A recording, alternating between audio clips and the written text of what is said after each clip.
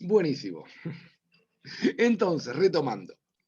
Decíamos en los últimos encuentros que casualmente los modelos de acumulación, en el caso argentino, nos encuentran en ese proceso. ¿Se acuerdan que hablábamos, ¿no? De el aperturismo, hablábamos del neoliberalismo, hablábamos del neodesarrollismo? Nos van encontrando en una transición, en una etapa de transición de la familia. Y decíamos, por un lado, esa transición, ¿de qué se trata? Se trata de la transición del modelo de familia, si se quiere, propio de la sociedad capitalista industrial, ¿sí? Es decir, el modelo de familia nuclear, constituido por un hombre, una mujer, a partir de un núcleo conyugal, que se constituyen como familia a partir de, de una progenie, a partir de que nace el primer hijo. ¿Sí? Y a partir de ese núcleo se estructuran todas las relaciones familiares, es decir, primer hijo, segundo hijo, y así hasta el fin. Dicho esto, ese modelo de familia es el modelo que prevalece como modelo hegemónico, es decir, como el modelo al que aspiraba, ¿sí?, la mayor parte de la población. Ese no quiere decir que ese modelo hegemónico de familia nuclear en América Latina ya se haya desarrollado igual que en Europa. ¿Qué quiere decir esto? En América Latina, en realidad, ese modelo hegemónico fue el modelo que correspondió al modelo familiar de clases, si se quiere, la alta burguesía, la oligarquía, y las clases medias, sobre todo urbanas. Digo, clases medias, sobre todo urbanas. ¿Por qué? Porque los sectores rurales mantuvieron el modelo de familia extensa. O sea, en la vida rural, la familia extensa sigue estando hoy. ¿Se entiende, no? Por eso digo clases medias, y este tipo de clase media o de clase obrera en ascenso. ¿Se entiende lo que quiero decir con una clase obrera en ascenso? Es decir, una clase obrera que se está consolidando y que ve mejorar sus condiciones de vida. Ese fue el modelo de familia nuclear. Ahora, cuando uno sale de esos sectores, es decir, cuando uno va a los sectores campesinos, cuando uno sale de las ciudades, se encuentra que el modelo que existe es en la familia extendida. Se encuentra que el modelo de relación no se basa en el matrimonio, sino en la relación de hecho. Uno va encontrando que ese modelo, a lo largo de la crisis de industrial, ¿se acuerdan cuando hablábamos del aperturismo y a lo largo de ese proceso de, si se quiere, transformación de esa familia moderna en familia posmoderna, o en un modelo alternativo, por decirlo de otro modo, lo que va pasando es que esos sectores, en algún punto, también van mudando a las ciudades, digo, van migrando de la zona rural a la zona urbana, y generalmente migran no como familia nuclear ni como familia extensa, terminan migrando en términos de familias monoparentales, digo, de un solo adulto, que generalmente es la mujer. Entonces termina siendo una mujer con su prole, es decir, con sus hijes, migrando hacia la ciudad. Y generalmente las condiciones que se da esa migración es de pobreza bastante extrema. O sea, no es que son grandes migraciones, porque son migraciones de las zonas rurales a las zonas urbanas dentro de los propios países latinoamericanos. Un detalle más que es importante, entendamos que Argentina, en el contexto mundial, es un país relativamente avanzado en términos demográficos.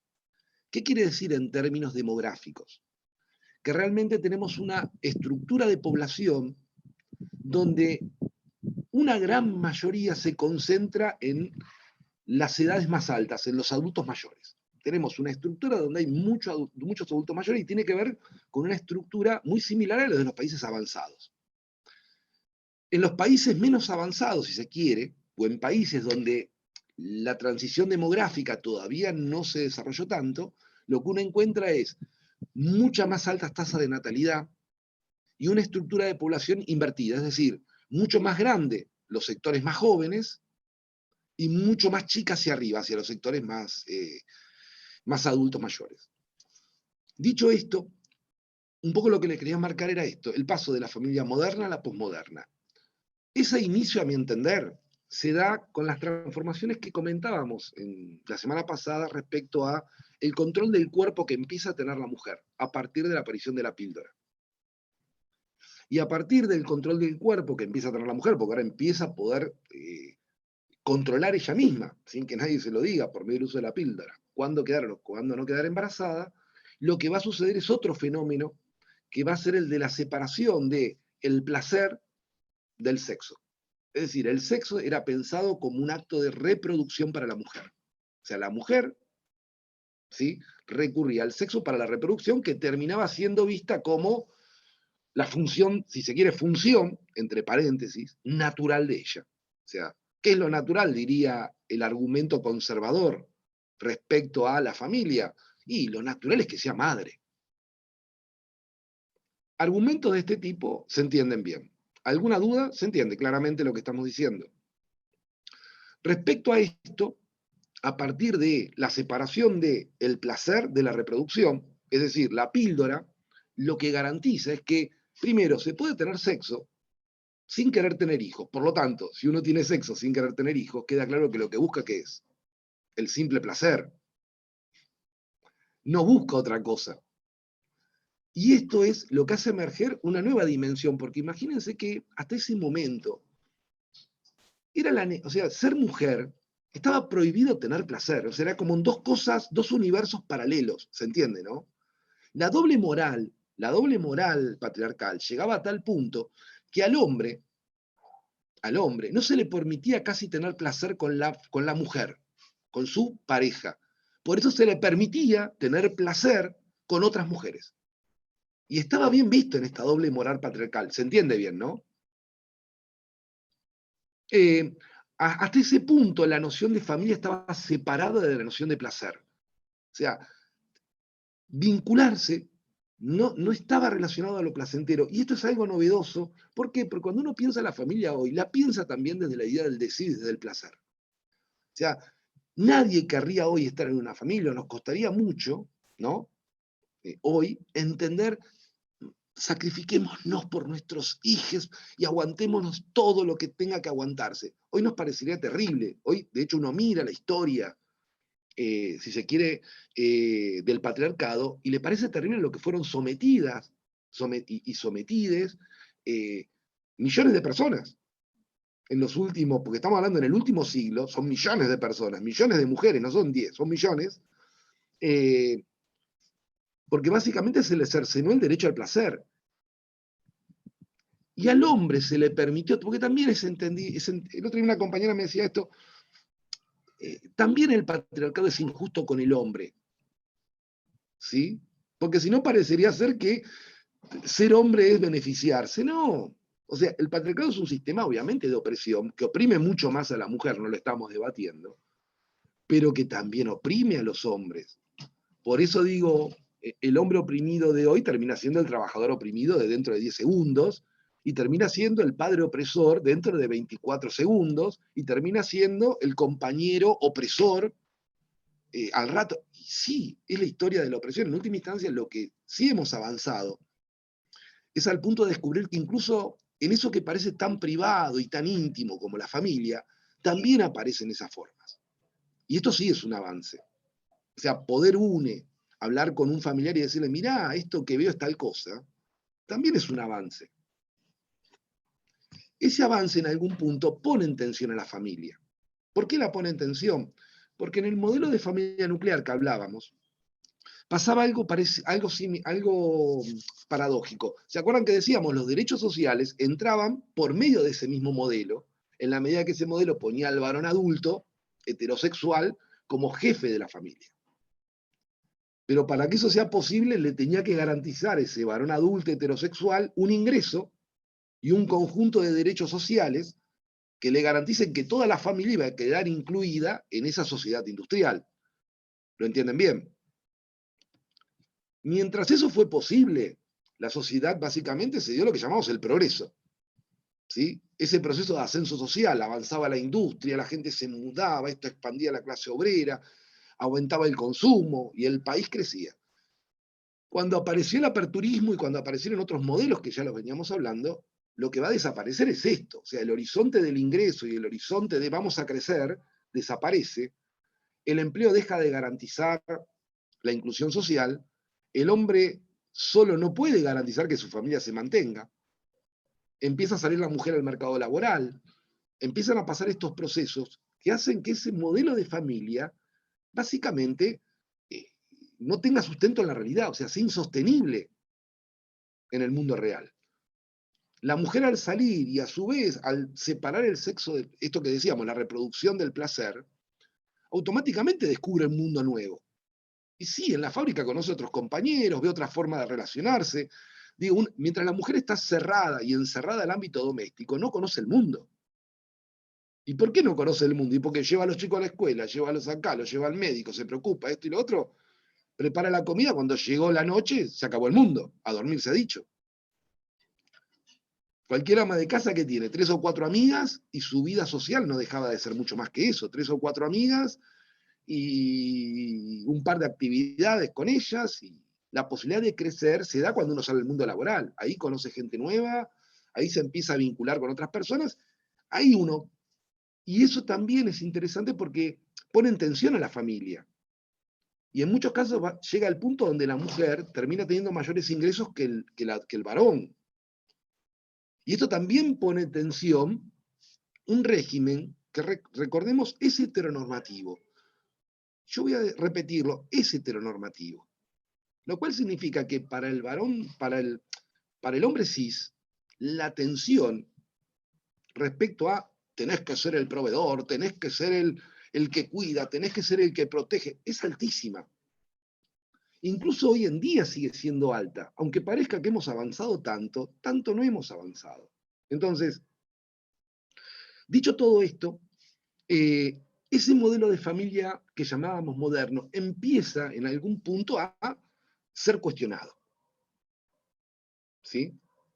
Y la mujer, a ver, imagínense ustedes, la misma mujer que llevaba su sueldo y que antes sentía que ayudaba al marido, de golpe ahora se da cuenta que el marido no la ayuda, porque está trabajando, porque sale del trabajo, cuida a los chicos, porque esto, y el marido lo único que hace es sentarse en el sillón deprimido porque no puede cumplir con su función proveedora. Esa mujer empieza a replantarse toda su vida en 2 segundos. Digo, esto significa poner en tensión, poner en problematizar la familia. La familia no se problematiza, chiques, solamente en la universidad, se problematiza en lo cotidiano. Esa es la verdadera problematización de la familia. ¿Sí? Y en lo cotidiano la familia se problematizó a tal punto que lo que empezó a aumentar fueron los divorcios. O sea, las mujeres descubrieron de golpe que no eran felices y que la vida cotidiana no les asignaba placer y que tenían derecho a una vida mejor. Y por suerte empezaron a crecer los divorcios, empezaron a crecer otras formas de acuerdos familiares. ¿Qué significa esto? ¿Se acuerdan cuando hablábamos de las formas, los tipos de familia? ¿Sí? La gente se empezó a separar, se empezó a conocer con otra gente, comenzó a armar nuevas relaciones familiares, se empezó a buscar la felicidad, casi les diría, yo creo que esto también es un elemento bastante posmoderno, la búsqueda de yo quiero ser feliz. Algo que antes no pasaba, la familia moderna no se planteaba, la mujer no se planteaba ser feliz en 1930. Perdón, digo, se los voy a decir así. La mujer, lo cual es buenísimo, digo, que hoy por hoy nos estemos planteando vincularnos con las personas, entre otras cosas, para buscar la felicidad, me parece genial. Pero esto también lleva a la idea de que el matrimonio para siempre tampoco es viable. ¿Por qué? Y porque uno ya se dio cuenta que a lo largo de las décadas la gente cambia. Uno mismo cambia, por lo tanto, hoy es más lógico aceptar compromisos. Digo, y aceptamos compromisos porque mantenemos relaciones duraderas. O sea, casi todos tenemos parejas, o la gente que vive en pareja y en una pareja relativamente estable. Y sobre esa estabilidad funda relaciones familiares, proyecta su vida, yo qué sé, compra el lavarropas. Claro, planea vacaciones, educa a niñes, digo, y no anda diciendo, ay, no me casé, ay, se va a acabar la relación. Algo que antes era impensable. Yo voy a insistir en esto. Entonces, cuando hablamos de la familia posmoderna, nos referimos también a esta familia donde, al separarse esto que decía, la reproducción del placer, ¿cuál es la función? O sea, ¿cuál sería la función reproductiva de la familia? Antes tenía una función de reproducción biológica y reproducción cultural. ¿Por qué? Biológica, porque se supone que hombre y mujer se juntan para reproducir, pero ahora que sabemos que ya no es necesario que hombres y mujeres se junten para reproducir. Digo, la fecundación in vitro deja en claro que no hace falta que nos juntemos para reproducir. La raza humana ya está garantizada. Tenemos claro, ¿no? Hoy la humanidad tiene garantizada que sin juntarse un hombre y una mujer sexualmente, la reproducción va a seguir estando. Por lo tanto, eso está resuelto. La familia, queda claro que esa función ya no la puede ejercer. Y en cuanto no puede regular la sexualidad la familia, ¿lo entienden todas o todes? En cuanto la familia no pudo regular la sexualidad, ¿qué apareció? Aparecieron las sexualidades en todo su esplendor, porque la función de represión que tenía ante la familia y que la ejercía por medio de la figura del padre, desapareció. Porque recuerden lo que decía Althusser, ¿se acuerdan cuando leíamos a Althusser en primero? Que lo que hacía la familia era un aparato de reproducción. Y cuando Althusser hablaba de la familia, estaba hablando de la familia nuclear. Ahora, cuando la familia ya no puede cumplir esta función, ¿y por qué tengo que ser varón cis? O sea, ¿por qué tengo que estar obligado a ser mujer heterosexual? Y si no quiero ser ni mujer ni heterosexual, o sea, ¿quién me dice qué es lo que tengo que ser? Antes me lo decía la familia, antes la familia cumplía esa función de represión, hoy no. Y por eso también vemos que la posmodernidad implica la emergencia de un montón de sexualidades y de formas de expresar las relaciones humanas, porque en última instancia son formas de expresar relaciones humanas lo que vemos. La realidad, ¿cuál es? Yo creo que el problema que estamos viviendo hoy, esto es un poco, hasta acá se entendió lo que va significando lo moderno y lo posmoderno en la familia. Una familia que ejerció un control muy férreo de la sexualidad de sus miembros. ¿Se entiende? Varón vestido de celeste, que le daban el martillito, que le daban la pistolita y que le daban los autitos. Mujer, la vestían de rosa, le daban no sé, la muñeca, le daban el bebecito y le daban las cositas. ¿Se entiende a lo que me refiero con control de la sexualidad? Mujer que por ahí la encontraban mirando a otra mujer que le decían, no, eso es terrible. Si había una película donde dos chicas se besaban, no, eso no, córtenla. Eso era la familia antes. Y ahora de golpe hay una necesidad de tener que explicar qué pasa. Porque yo estoy seguro que cualquiera de nosotros, si está viendo la tele y de golpe, no sé, un niño de 6 años de su familia le pregunta por qué dos chicas se están besando, no diría, no, no, eso está mal, eso no lo mires, no diríamos, yo le daría una explicación. Yo trataría de dar, se entiende, ¿no? Algo que antes la familia no hacía. Porque reprimir es eso, es callar. Es decir, después te lo explico, no ahora, no, eso está mal. Reprimir, en última instancia. Y eso es lo que hacía un poco el modelo de familia nuclear. Eso es un poco lo que en algún punto pasa todavía hoy, chicas y chiques. Yo no estoy diciendo que la sociedad cambió tanto. A ver, seguimos viviendo en una sociedad patriarcal, no quedan dudas. Que algunos procesos estén avanzando, esto no quiere decir que la sociedad esté avanzando ni que el Estado esté avanzando. Yo voy a recordar algo. A ver, en 1943, cuando la clase obrera llega a la plaza, no es que una mañana apareció la clase obrera, era un proceso que habían arrancado hacía 15 años antes, por lo menos, y que si uno lo piensa, venía de no menos de 20 años antes. Uno lo podría empezar a buscar sus explicaciones en aquellos obreros que fueron durante la época de Irigoyen, ¿se acuerdan, no? Lo que fue la Patagonia rebelde y la toma de los talleres Bacena. Ahí habría que buscar los orígenes digo, fueron 20 años, más de 20 años. Lo que estamos viendo ahora es un proceso que probablemente ponga en tensión a todo el Estado, porque recuerden esto, la estructura estatal responde al modelo de capitalismo del siglo XX, de capitalismo industrial, y responde a un modelo donde más o menos el Estado viene a ocupar el rol, poco menos, poco más, que la figura paterna en la familia. ¿Se entiende? Poco menos, poco más viene a ocupar ese mismo rol. Por eso fíjense que el discurso, muchas veces el discurso político, ¿cuál es? Nosotros te cuidamos, nosotros hacemos esto, un poco la figura de paternaje, tal como quedó expresada y tal como, digo, vuelvo a insistir, hoy lo que está pasando, creo yo, es que en todo caso, el, el proceso civilizatorio que se basa en la opresión de la mujer, del cuerpo de la mujer, está puesto en discusión. Creo que eso es lo que está pasando. Pero al ponerse en discusión, eso se ponen en discusión muchas más cosas. Y por eso pareciera ser que es una crisis. Yo creo que en el fondo esto es un proceso que se inició y que no se puede detener, que lo vamos a ver en mayor dimensión. Yo creo que en 5 o 6 años se va a ver en mayor dimensión todavía de lo que hoy es. Pero insisto, porque los procesos, digo, pensar que esto pasa hoy, piensen que este proceso arrancó hace unos 6 años, ¿les parece bien poner como una fecha así de inicio? ¿A qué me refiero con este proceso? A ver, queda claro que el feminismo no nació con el 2016. ¿Sí? El proceso de feminismo, si quieren, lo podemos hablar. De hecho, hay un texto que tenemos escrito con una de las chicas. Yo creo que el proceso de feminismo hasta lo podemos llevar, si quieren, a la Edad Media o antes. ¿Sí?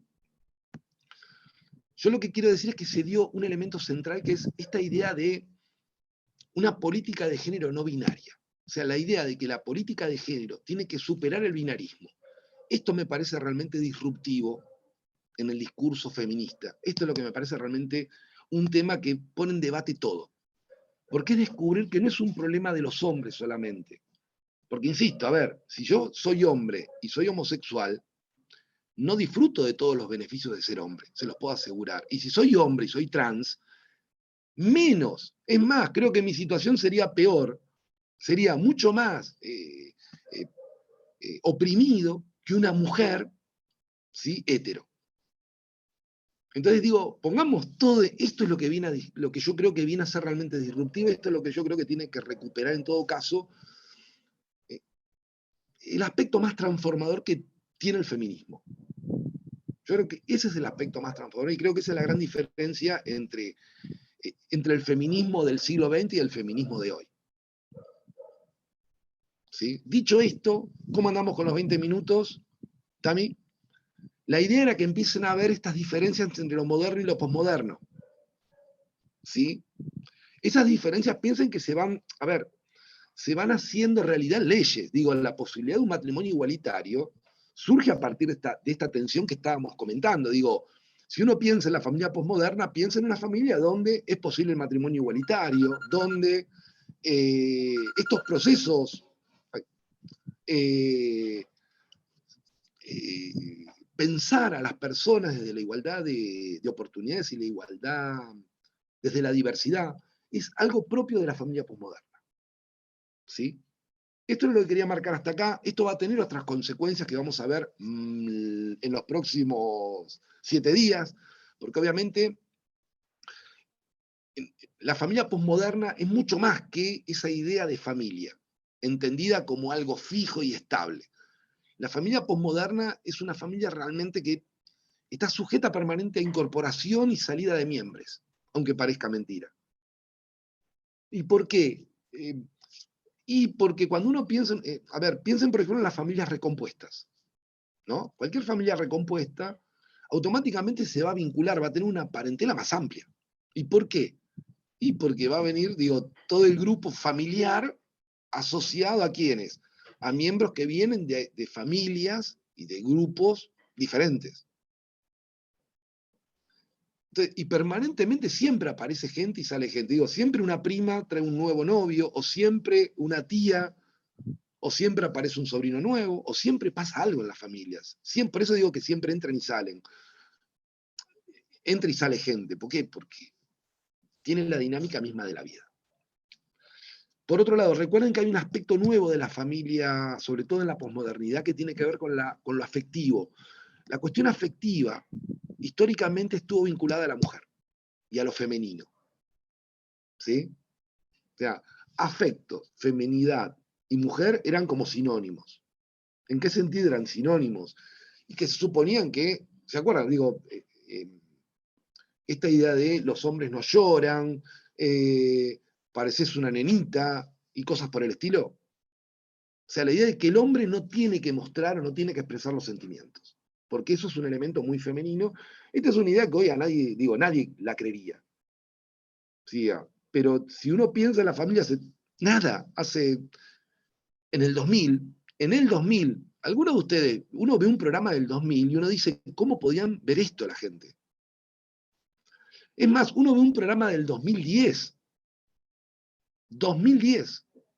pero insisto, Esto es lo que está pasando en la vida pública. Yo creo que hacia el interior hay muchas familias que tratan en algún punto de reproducir esto, porque no es tan simple cambiarlo. Chicas, estamos hablando del 2010, 10 años. O sea, piensen que cualquier persona adulta promedio, de 40, 50, o sea, que tiene, digo, que hoy por hoy ejerce cierto poder dentro de las estructuras familiares, fue educada en eso. Digo, no fue educada en otra cosa, fue educada en. ¿Vieron Rompeportones alguna vez? Bueno, o sea, ese fue pero lo que pasa es que ese fue el patrón civilizatorio. O sea, eso era lo que se esperaba. Cuando uno hizo un patrón civilizatorio, eso es lo que se esperaba. O sea, no se esperaba que el hombre se ponga a llorar, o no se esperaba que en realidad. No, era esto lo que se esperaba. O sea, insisto, y eso pasó hace nada, en el 2010, pero aún hoy en la tele, por eso quiero indicar esto, Rompeportones, sigue estando hoy en la tele. Y aunque sea visto como un programa, llamémoslo, comillas, culto, por decir histórico, porque es algo que se ve después de tanto. A ver, queda claro que hay una población que lo sigue viendo, porque si no, no estaría. Esta idea de irme afuera, creo que fue un error. ¿Por qué? Porque me está dando todo el reflejo en el lente, del lente a la pantalla y de la pantalla al lente, y me acabo de dar cuenta que no estoy viendo nada. Pero se entiende lo que quiero decir, básicamente. Sí, me quedé como un segundo así. Por eso digo que son procesos que creo que ponen en tensión, pero ponen en tensión, chicas, yo creo que van a poner en tensión las instituciones, creo que las instituciones van a entrar en breve en procesos de crisis que no estamos dimensionando. ¿Por qué van a entrar? Porque necesariamente responden a un modelo civilizatorio de hace 20 años. Con suerte hace 20 años. Con suerte es un modelo de hace 20 años. Y desgraciadamente, digo, los procesos hay un autor que se llama Charles Tilly, que habla casualmente de eso, de cómo se van dando una estructura de oportunidades en las sociedades. Y yo creo que ese es un poco. Creo que en términos de lo que este autor decía, la estructura de oportunidades, se está dando eso. Generalmente no se ve cuando se dan esos procesos. Eso es lo que pasa. Pero uno va notando que suceden las cosas y uno va notando el descontento. Voy a poner un ejemplo. Si yo en primero, cuando explicamos lo que era el Estado, si quieren podemos ya apagar acá, Tami, y con esto cerraríamos. Y quiero decir esto para que se entienda lo que estoy hablando, nada más. ¿Querés cortar ahí, Tami? Total,